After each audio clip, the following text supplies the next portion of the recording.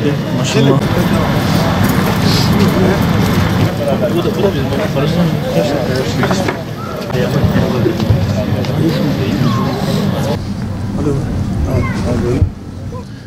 malumunuz Afganistan'da insani bir dram, bir kriz yaşanıyor. Bu insani drama, krize İHA her yerde olduğu gibi bu krize de sessiz, duyarsız kalamazdı. Yaklaşık 2,5 ay önce insani yardım çalışması bir kampanya Afganistan için başlattık.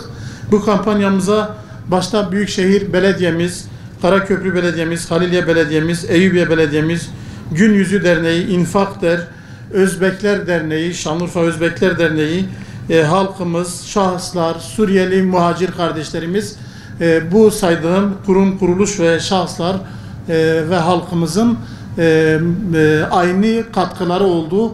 Bu aynı katkılarıyla 2 tırımızı inşallah Hazirun'un katılımıyla birazdan Afganistan'a doğru yola çıkaracağız. Bu tırlarımızda ne vardır?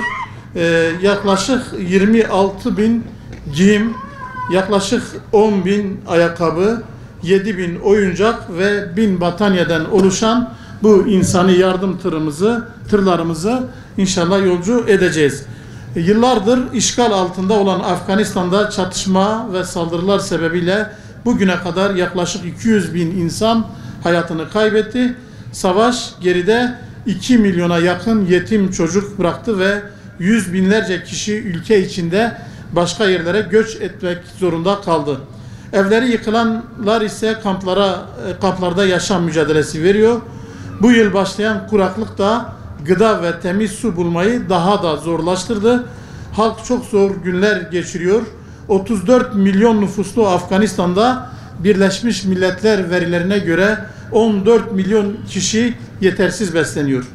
İHA İnsani Yardım Vakfı olarak 25 yıldır Afganistan'da insani yardım, yetim destekleme, yetimhane kurma, kalkındırma projeleri gibi birçok proje bugüne kadar hayata geçirdik.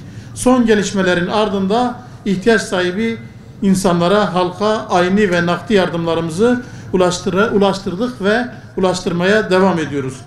İHA Şanlıurfa Şubesi olarak yaklaşık 2 ay önce ilimizde başlattığımız Afganistan halkına yardım kampanyası çerçevesinde topladığımız ayni yardımları bugün huzurlarınızda bu arkamızda duran 2 tırla yola çıkarıyoruz.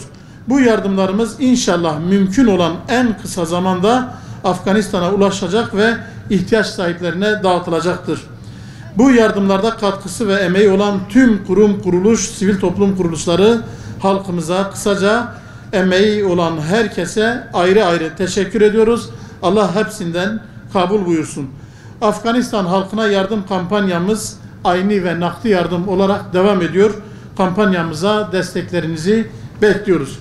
Tekrar tüm kuruluşlara, sivil toplum kuruluş başkanlarımıza teşekkür ettikten sonra sözü Eyüpiye Müftümüz Adem Dobur hocamıza bırakıyoruz.